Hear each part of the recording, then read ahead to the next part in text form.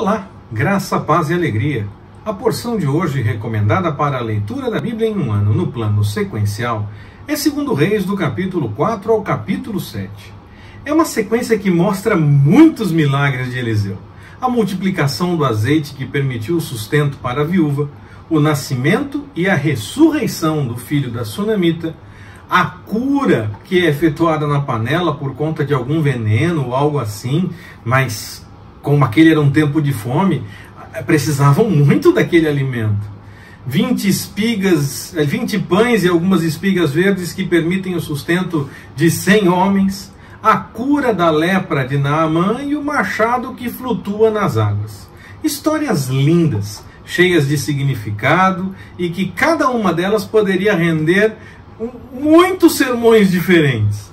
Nesse nosso espaço nós fazemos basicamente um resumão, algumas vezes falando bastante da questão das histórias, outras ficando mais com as aplicações propriamente ditas.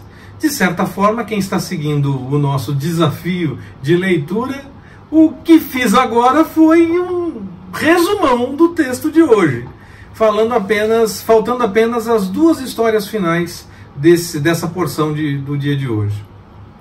Enquanto lição, fica claro que o impossível é apenas uma das especialidades de Deus. Nós podemos confiar até mesmo contra o que aparece, o que nos parece mais provável, quando o Senhor deseja manifestar algo a partir do seu cuidado e a partir do milagre que Ele tenha para realizar. O azeite e o pão se multiplicam, a doença deixa o corpo, a mulher que não tem filhos e nem mais acredita que possa ter um dia, acaba cuidando do seu próprio bebê. Nem mesmo a morte pode resistir quando o Senhor age, nem mesmo as leis da física, química, biologia. Tudo tem sim o seu lugar e é normal vermos o agir do Senhor no curso das coisas naturalmente. É assim que nós vemos a glória do Senhor. Nós cremos e vemos o Senhor agindo mesmo nas coisas corriqueiras do dia a dia. E geralmente nós vemos sim esse agir do Senhor nas coisas mais comuns. Mas há momentos em que sim, o Senhor age modificando completamente o que parece ser a normalidade e o que parece ser impossível acaba acontecendo. E mesmo que, como aquela mulher que tinha algumas dúvidas, se nós também tivermos algumas dúvidas, a mulher não acreditou no primeiro momento que poderia ter o filho. Ainda que nós tenhamos algumas dúvidas, quando o Senhor tiver o desejo de fazer, Ele vai fazer. Se nós cremos, como eu falei, nós vamos ver as maravilhas, vamos ver a glória do Senhor e vamos ver a ação do Senhor até mesmo naquilo que parece mais corriqueiro e mais comum. Mas as coisas não acontecem da parte de Deus por nossa causa, porque nós acreditamos ou deixamos de acreditar.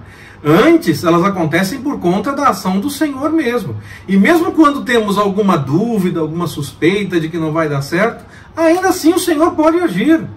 Quando nós cremos, nós vemos com facilidade aquilo que o Senhor fez até nas coisas corriqueiras, quanto mais nas coisas sobrenaturais e extraordinárias que acontecem, contrariando até aquilo que nós pensamos ser o comum ou o normal. Exatamente porque nós já estamos prontos para ver o agir do Senhor e notar o agir do Senhor tanto na normalidade como no sobrenatural. Mas quando Ele tem realmente o que fazer, quando Ele entende que deve agir, Ele vai agir. Achemos nós que existe jeito ou não, Ele vai agir. Mesmo que nós não acreditemos, Ele vai fazer. E ainda que as pessoas não acreditem que foi Deus que fez, terá sido Ele terá agido. Ele nunca será obrigado a fazer nada por conta de nós, porque nós acreditamos ou determinamos ou definimos que tem que fazer e acabou. Nós queremos assim, nós preferimos assim? Não. Só que Ele faz. Ele não vai fazer porque nós definimos a hora ou o momento em que vai acontecer ou o que vai acontecer. Mas Ele faz, Ele age. Ele age do seu jeito, Ele age no seu tempo, Ele faz. Mesmo que tenha que ir contra tudo o que parece razoável ou possível, Ele faz. Mas quando Ele entende que deve fazer. O profeta poderia entender que era parte do sustento do Senhor mesmo, o presente que Naamã queria dar. Mas ele entendeu que não deveria receber. Ele acalma o coração de Naamã, que terá que voltar para sua terra, e por ser oficial, ele ainda vai ter que seguir com a sua rotina, até mesmo na questão religiosa, mas ele deixa claro que aquilo já não tem mais a ver com ele. O profeta acalma o coração dele por conta disso. Mas o seu moço, o moço do profeta, acha um grande absurdo que o profeta não tenha recebido nada. Ele vai, até mente para tentar receber alguma coisa, mente quando volta, quando o profeta pergunta por onde ele andou. Ele achou que não tinha problema, que já que Naamã queria mesmo dar aquilo, estava tudo em ordem, poderia até ajudar, quem sabe alguém precisasse de alguma coisa, ele poderia então até ajudar, quem sabe, na verdade, não só para guardar para ele, talvez ele quisesse guardar para ele, tanto que não queria nem revelar que foi, mas acredita-se que é isso, que ele queria guardar para ele, mas pode ser que não, pode ser que ele teria ali, quando alguém precisasse de alguma coisa, ele pudesse querer ajudar, aproveitando aquilo que ele pegou, seria para ajudar mesmo, talvez, ou seria, sei lá, existem outras possibilidades que não apenas o pegar apenas para si próprio. Ele poderia também querer ajudar com aquilo, e pode ter pensado, não tem problema. Quando esse pensamento aparece, esse não tem problema, temos que tomar cuidado. Porque algumas vezes tem problema e tem muito problema. Nós temos que obedecer ao Senhor, sempre. Ou podemos enfrentar consequências como o moço do profeta enfrentou. Quando o rei da Síria tentava fazer algo, Israel sempre se antecipava. Era como se alguma informação de assuntos dos poderosos, de governo, essa coisa toda, chegasse para a imprensa antes de alguém confirmar realmente o acontecimento. Alguém vazou a informação, alguém contou o que aconteceu. O rei chega a pensar isso, que está acontecendo isso, que tinha alguém traindo. No caso, não era isso. O rei fica sabendo que o profeta é que, com a revelação do Senhor, dava as devidas orientações para Israel. E aí então o rei resolve agir contra o profeta. Mas o Senhor o livra de forma milagrosa e não deixa que aconteça nada com o profeta. E o profeta também não deixa que aqueles que foram contra ele sejam maltratados, como se fosse numa guerra. E ainda os trata, e os trata muito bem diante de tudo aquilo. Num primeiro momento, o texto diz que a Síria para de ir atrás, mas depois o rei da Síria se resolve ir novamente, ou um novo, ou a situação pode ter mudado, alguma coisa aconteceu no meio do caminho. E aí, quando a Síria começa de novo a atacar, eles fazem um cerco contra Samaria e a fome se instala, porque se apresenta na cidade, porque não podia entrar, não podia sair, não podia negociar, não podia fazer nada. Então fica uma situação complicada. Essa situação de cerco era sempre muito complicada, era para durar algum tempo e tudo mais. E aí o rei de Israel culpa o profeta, porque teve a chance de fazer alguma coisa e não fez, e aí eles voltam aqui com força total. Se a gente tivesse feito alguma coisa, quem sabe pelo menos eles nem tentariam, ou viriam com menos força. Talvez viessem até com mais, ninguém pensa nisso, né? Mas agora, a gente sempre tenta ver só uma coisa, e às vezes as possibilidades são muito mais do que aquelas que nós achamos que podem ser as únicas possíveis. Às vezes existem outras possibilidades. E aí o rei fica revoltado de qualquer forma, acha que, o profeta que é culpado disso tudo. Ele ficou sabendo, o rei ficou sabendo de algumas coisas muito duras por conta do cerco de Samaria, e a cidade estava sofrendo, e aí ele fica pensando que se tivesse atacado aquele exército, em vez de ouvir o profeta, mas o Senhor agiu. O profeta mesmo falou que no dia seguinte as coisas estariam resolvidas. Não é assim que funciona na questão de um cerco. Então o pessoal duvidou, um deles inclusive expressou a sua dúvida e o profeta disse, olha, você vai ver, mas não vai usufruir disso não.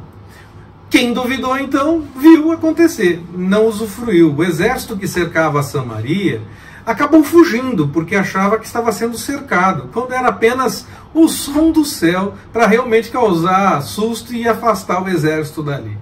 E foram os isolados, os leprosos, os marginalizados, aqueles que estavam à parte da sociedade, aqueles que teriam ainda mais problemas num momento como esse, pois dependiam da generosidade do povo. E quando se passa fome, como é que pode ser generoso? Não consegue nem cuidar de fato das coisas, como vai fazer além? Eles entenderam então que se eles ficassem simplesmente esperando, a morte ia chegar.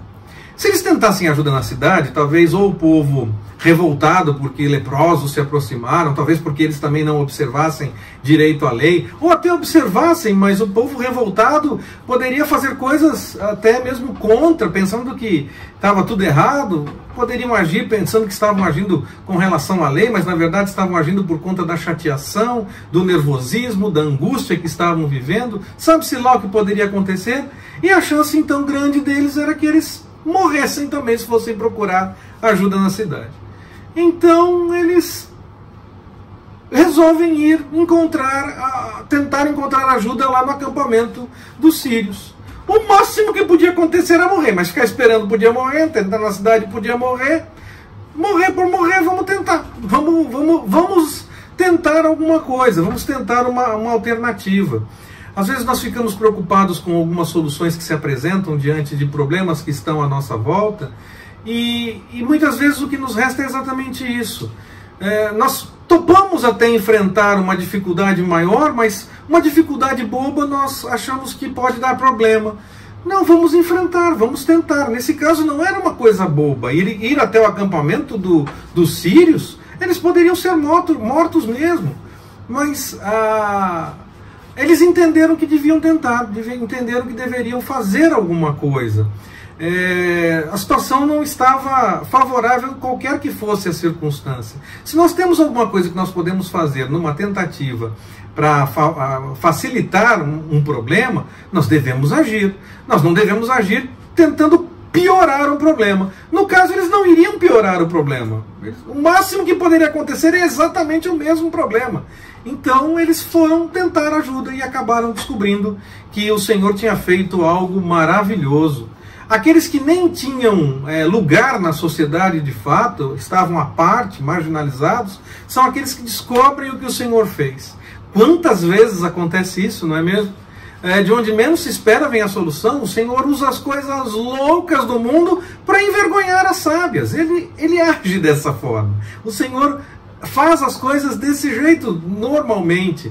Pode agir, claro, através daquele que tem muita sabedoria, que tem destaque, que tem conhecimento, claro que pode. Mas normalmente o Senhor age também através das coisas loucas, das coisas de onde não se espera, de onde se imagina que não vai acontecer nada. E aí aqueles leprosos fizeram aquilo que nós temos que fazer com a mensagem do Evangelho que nós temos. Nós temos motivo de festa e de alegria, mesmo no meio de tanta angústia que se vive no mundo em qualquer momento. Alguns momentos mais, outros momentos menos, mas sempre há angústia no mundo. Nós temos motivo de alegria, que é o Evangelho, que é Jesus, que nós temos vida nele. E nós devemos então, como aqueles leprosos, anunciar a todos a salvação que nós conhecemos. Que o Senhor nos abençoe. Forte abraço, até mais, permitindo o Senhor.